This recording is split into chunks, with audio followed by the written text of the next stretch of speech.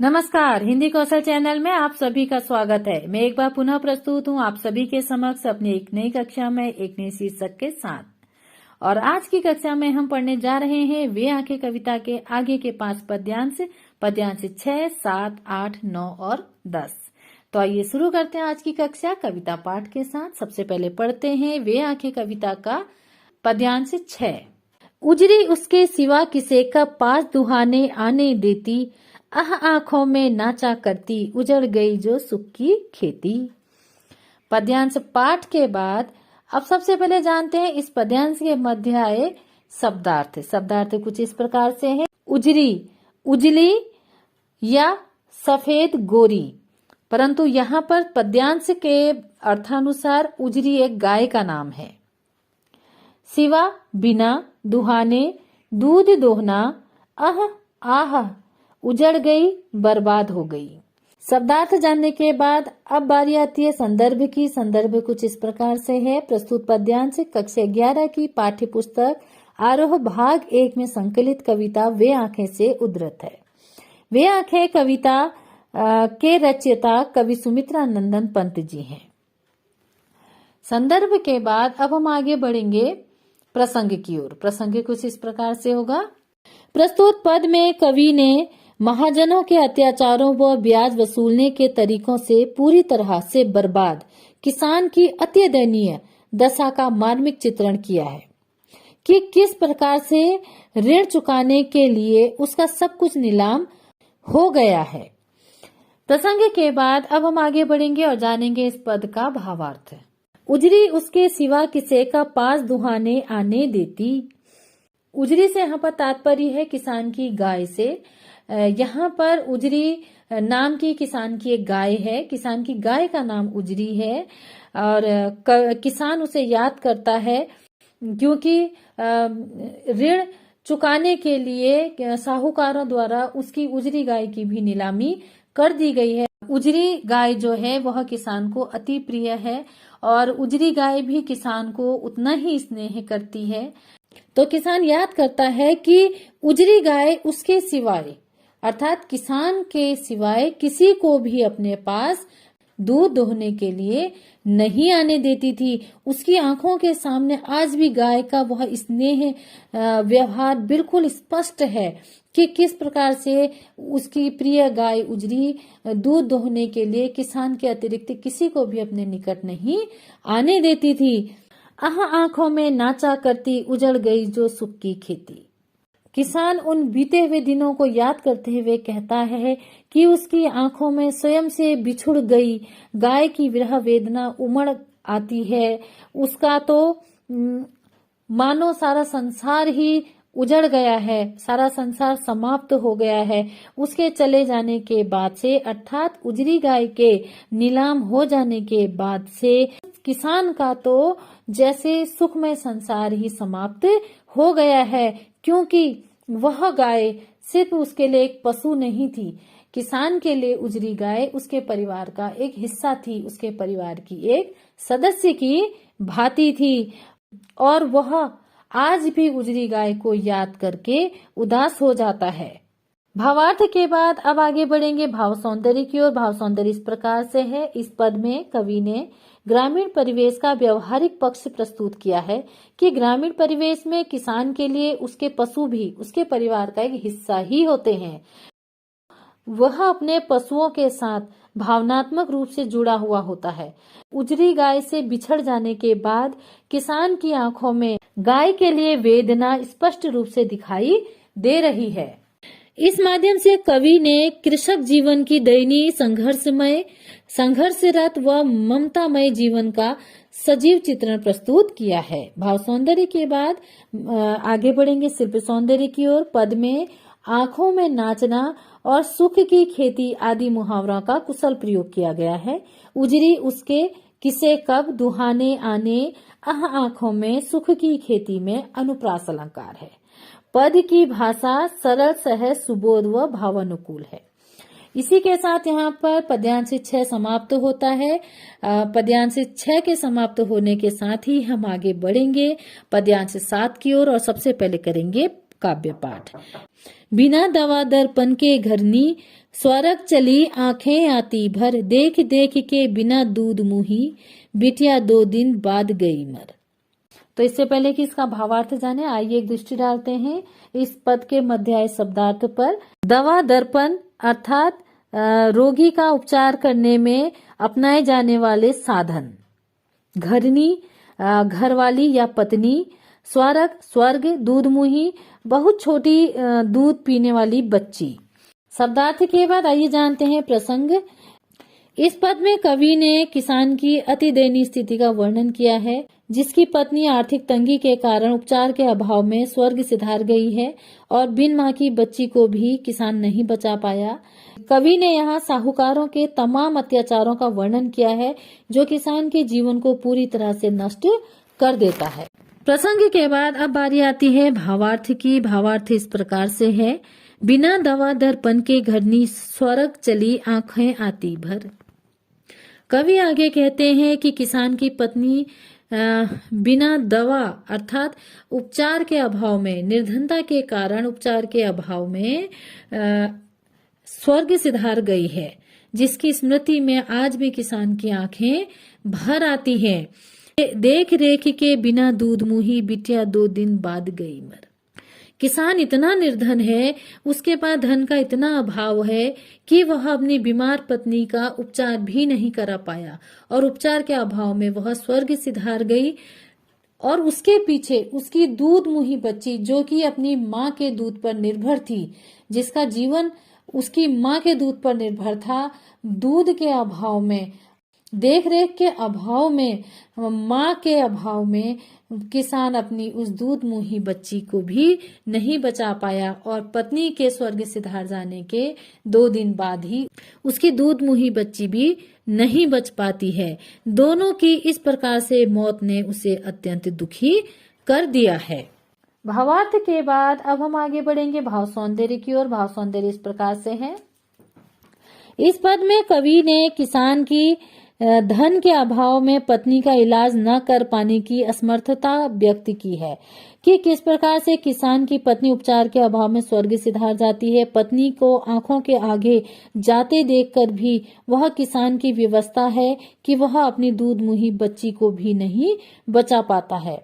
इस पद में कवि ने ग्रामीण परिवेश से जमींदारों के अधीन ऋणी, निर्धन, लाचार किसान की व्यवस्था से अवगत कराया है कि किस प्रकार से कई बार अन्नदाता किसान स्वयं कितना कारुणिक जीवन व्यतीत करता है। भाव सौंदर्य के बाद आगे बढ़ेंगे शिल्प सौंदर्य की ओर। दवा दर्पण आंखें आती 2 दिन बाद में अनुप्रास अलंकार है। दर्पण में ण के स्थान पर न का प्रयोग कर कवि ने ग्राम्य भाषा की कोमलता लाने का प्रयास किया है। पत्नी के लिए घरनी तथा स्वर्ग के लिए स्वर्ग शब्दों का प्रयोग कर कवि ने ग्रामीण परिवेश की क्षेत्रीय भाषा को जीवंत रखा है। भाषा भावानुकूल है, जनसामान्य की भाषा है। पद में करुण रस द्रष्टव्य होता है।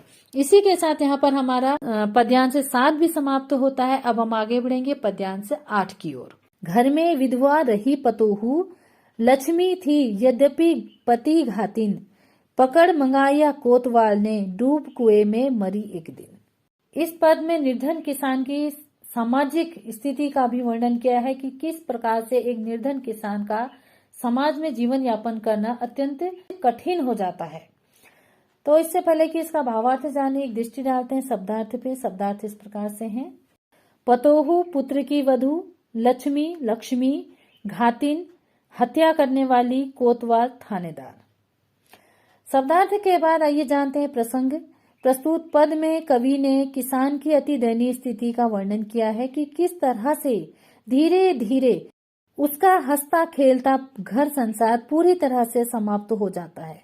पर साहूकारों का अत्याचार शोषण यहाँ पर भी समाप्त नहीं होता है। आगे कवि ने बताया है कि बेटे, पत्नी और दूध मुही बच्ची के बाद अब किसान की बहू इन अत्याचारियों के शोषण का शिकार किस प्रकार से बनती है। आइए अब जानते हैं इस पद का भावार्थ। घर में विधवा रही पतोहू, लक्ष्मी थी यद्यपि पति घाती। अब किसान के घर में मात्र उसकी एक बहू बची है। पत्नी के स्वर्ग से धारने के बाद, जवान बेटे की मृत्यु के बाद, बच्ची को न बचा पाने के बाद किसान के घर में अब उसकी पतोहू अर्थात पुत्र की वधू है, अर्थात उसकी बहू ही बची है। साहूकारों के द्वारा जवान बेटे को मार दिए जाने के बाद उसकी बहू को ही उसके पति की मृत्यु का कारण ठहराया गया है। समाज द्वारा किसान के पुत्र की मृत्यु का कारण उसकी बहू को बनाया गया है, उसे उसके पति की हत्यारिन कहा गया है। परंतु इतना कुछ हो जाने के बाद भी किसान के दुखों का अंत यहाँ पर नहीं होता है। अब किसान की निर्धनता, उसकी विवशता और साहूकारों का अत्याचार उसकी बहू पर टूट पड़ा है। कि बहू की कथा भी अत्यंत हृदय विदारक है। कभी जो गृह लक्ष्मी कहलाई जाती थी, गृह कल्याणी कहलाई जाती थी, वही बहू को आज समाज द्वारा उसके पति की हत्यारिन कहा जाता है। पकड़ मंगाया कोतवाल ने, डूब कुएं में मरी एक दिन। उसे उसकी पति की मृत्यु का कारण ठहराने के बाद एक दिन किसान की बहू को कोतवाल द्वारा कोतवाली में बुलाया जाता है।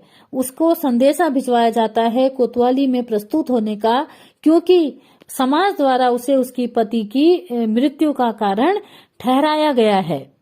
गांव के थानेदार ने गांव में किसान की रही सही इज्जत भी मिट्टी में मिलाने के लिए एक दिन पति की हत्या के आरोप में उसकी बहू को थाने में बुलावा भेजा, क्योंकि थानेदार की मनसा ठीक नहीं थी और उसने उसकी बहू को अपावन करते हुए उसके चरित्र को भ्रष्ट कर दिया और वह बेचारी अपने सतीत्व की रक्षा न कर पाने के कारण गांव के ही एक कुएं में डूबकर मर गई, अर्थात वह कुएं में डूबकर आत्महत्या कर लेती है। इस प्रकार से अब बहू की मृत्यु के बाद किसान पूरी तरह से बर्बाद हो गया है, एकांकी रह गया है। अब उसके जीवन में उसके एकांकीपन के अतिरिक्त और कुछ नहीं है और उसका अपना कहने को उसके परिवार में अब कोई भी शेष नहीं बचा है। भावार्थ के बाद आइए अब आगे बढ़ते हैं भाव सौंदर्य की ओर। भाव सौंदर्य इस प्रकार से है कि इस पद में कवि ने तत्कालीन समाज में नारी के प्रति समाज के दृष्टिकोण का वर्णन किया है कि उस समय किसी भी स्थिति में हुई पति की मृत्यु के लिए पत्नी को ही दोषी माना जाता था। अनपढ़ अज्ञानी सोच बुद्धि की व्यवस्था ही थी कि जमींदारों द्वारा मारे गए किसान के बेटे की मृत्यु का आरोप उसी की पत्नी पर लगा दिया गया और फिर पैसे के अधीन नीलाम हुए ईमान ने अर्थात कोतवाल ने किसान की बहू को थाने बुलाकर उस पर कोई दया नहीं की और उस पर अपनी कुदृष्टि डालकर उसे आत्महत्या करने को विवश कर दिया। यहाँ कवि द्वारा अमीरों की गुलामी करने वाले पदाधिकारियों व नारी की स्थिति के प्रति पाठकों को जागरूक कराने का प्रयास किया है। भाव सौंदर्य के बाद आगे बढ़ेंगे शिल्पी सौंदर्य की ओर। शिल्पी सौंदर्य इस प्रकार से है। पतोहू, कोतवाल, लक्ष्मी शब्द ग्रामीण परिवेश से लिए गए हैं। कुएं में डूबकर मरती सी बिंब का पद में सफल प्रयोग किया गया है। पद में करुण रस का प्रभाव स्पष्ट रूप से दिखाई देता है। तो यहाँ पर पद्यांश 8 भी समाप्त होता है। अब हम आगे बढ़ेंगे पद्यांश 9 की ओर। तो सबसे पहले पद्यांश 9 का पाठ करते हैं। खैर पैर की जूती जोरू, ना सही एक दूसरी आती, पर जवान लड़के की सुध कर, सांप लौटते फटती छाती। तो इससे पहले कि इसका भावार्थ जाने एक दृष्टि डालते हैं शब्दार्थ पे। शब्दार्थ इस प्रकार से हैं। पैर की जूती अर्थात तिरस्कृत या उपेक्षित, जोरू पत्नी, सुध याद, सांप लौटते बहुत बुरा लगना, फटती छाती बहुत दुख होना। शब्दार्थ के बाद आगे बढ़ेंगे प्रसंग की ओर। प्रसंग इस प्रकार से है। प्रस्तुत पद में कवि ने साहूकारों द्वारा किसानों पर किए गए घोर अत्याचार का वर्णन किया है, जिसमें बेटा साहूकारों के हाथों मरवा दिया जाता है और पुत्र वधू कोतवाल की वासना का शिकार बनकर आत्महत्या कर लेती है और किसान साहूकारों के शोषण में अपनी पत्नी और बेटे को याद करके रोता रहता है। प्रसंग के बाद आइए आगे बढ़ते हैं भावार्थ की ओर। भावार्थ इस प्रकार से है। खैर पैर की जूती जोरू, ना सही एक दूसरी आती। यहाँ कवि ने तत्कालीन समाज की मानसिकता का वर्णन किया है कि पत्नी मर गई तो मर गई, उसका मरना इतना कष्टकर नहीं है किसान के लिए। उस समाज में वैसे भी पत्नी को पैर की जूती के समान माना जाता था। एक नहीं रही तो कोई बात नहीं, दूसरी आ जाती है, दूसरी आ सकती है। पर जवान लड़के की सुधकर सांप लौटते फटती छाती। परंतु जब किसान को अपने जवान बेटे की याद आती है तो उसे याद करके, उसकी मृत्यु का वह दृश्य याद करके किसान की छाती में सांप लौटने लगते हैं, अर्थात उसे अत्यंत दुख होता है और उसकी छाती फटने लगती है और वह अत्यंत दुख में डूब सा जाता है।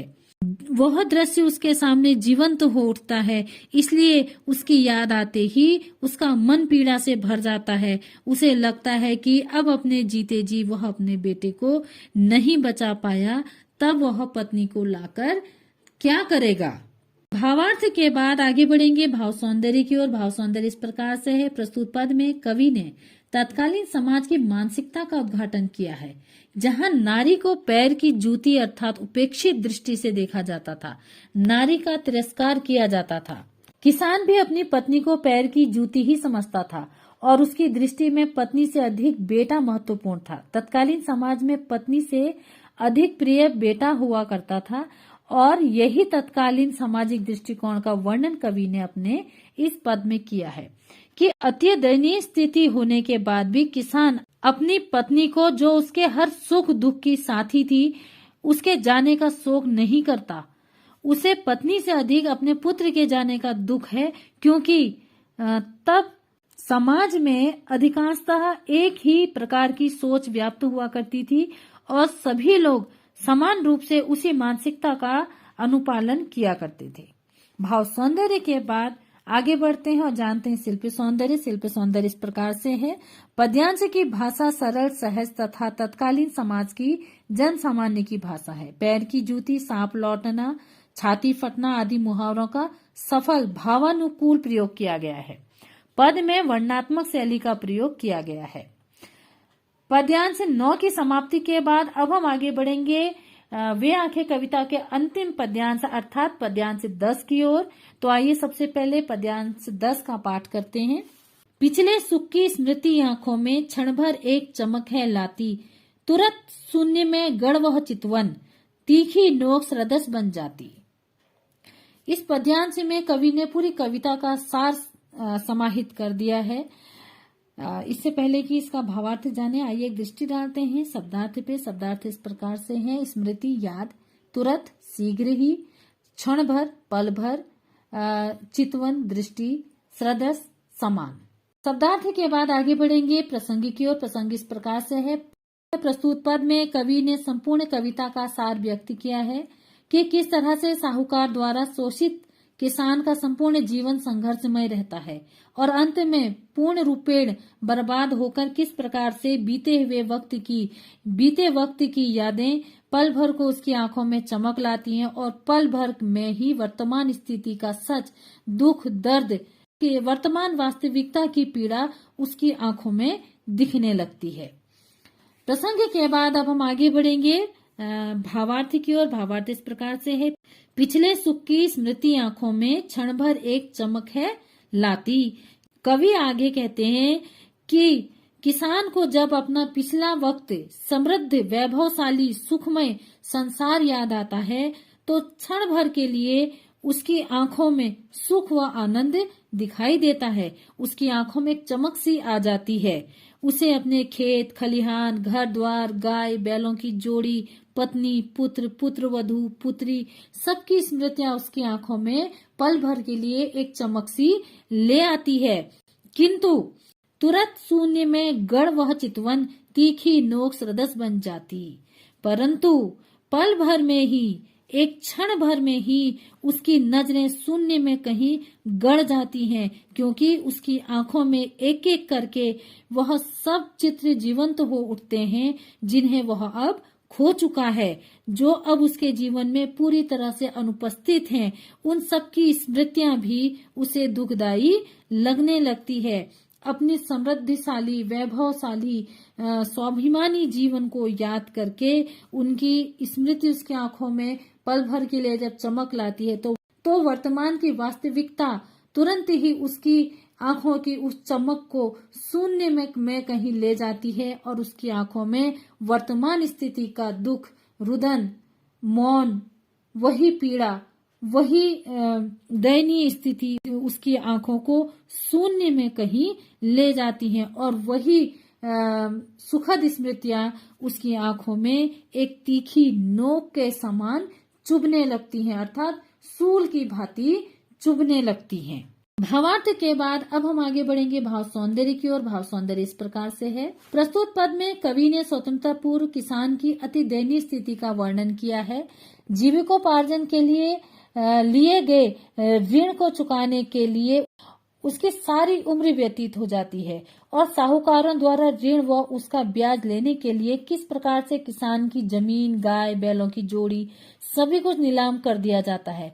किसान पर समय समय पर अत्याचार किया जाता है, यहाँ तक कि उसके बेटे को मार दिया जाता है। उसकी पत्नी उपचार के अभाव में मर जाती है। 2 दिन की दूध मुही बच्ची को किसान नहीं बचा पाता है। कोतवाल द्वारा अपवित्र कर दिए जाने पर उसकी पुत्रवधू आत्महत्या कर लेती है। अब किसान के पास कुछ भी शेष नहीं है।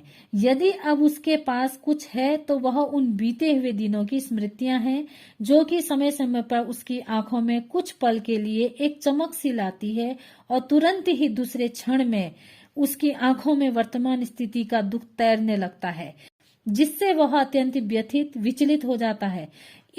इस कविता में कवि ने एक गरीब किसान की संघर्षरत जीवन की पूरी व्याख्या की है। भाव सौंदर्य के बाद अब हम आगे बढ़ेंगे शिल्प सौंदर्य की ओर। शिल्प सौंदर्य इस प्रकार से है। पद की भाषा सरल, सहज, भावाव्यक्तिपूर्ण व समर्थ है। भावाव्यक्ति में समर्थ है। तीखी नोक सरदस्य में उपमा अलंकार है। तो इसी के साथ वो आंखें कविता का अंतिम पद्यांश भी यही समाप्त होता है और साथ ही हमारी वो आंखें कविता यहाँ पर पूर्ण होती है। वो आंखें कविता की संदर्भ सहित व्याख्या के साथ ही आज की कक्षा हम यही समाप्त करते हैं और बहुत जल्दी मिलते हैं अपनी अगली कक्षा में एक नए शीर्षक के साथ। तब तक के लिए थोड़ा सा इंतजार और एक बात हमेशा याद रहे, हिंदी हमारी मातृभाषा है। हिंदी भाषा पर गर्व करें। धन्यवाद।